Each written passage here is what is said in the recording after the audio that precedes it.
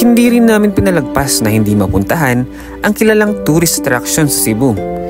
Ito ay ang Temple of Leia. Ang entrance fee pala dito ay 150 pesos. Taong 2012, ito ay pinatayo ng isang businessman na si Teodorico Adarna. Siya ay lolo ng kilalang actress na si Ellen Adarna.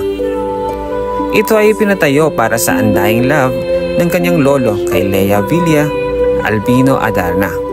Para hindi mawala ang memory nila kay Leia, kaya ipinatayo nila itong monumento. Ang templong ito ay napapalibutan ng mga estatwa ng mga anghel, mythical creatures, lions, mga antik na mga gamit, mga larawan at paintings na nag-uugnay sa kanilang pagmamahalan. Ito ay Roman Greek-inspired structure sa naglalakihang mga poste at napakagandang chandelier. Kaya pala ito ay nasa bucket list ng karamihan. Yung iba ay nagpupunta para daw mabasbasan ang kanilang pagmamahalan tulad ng pagmamahalan ni Teodorico at Leia. This temple is really an art. Not only artistic, but it also represents love and beauty.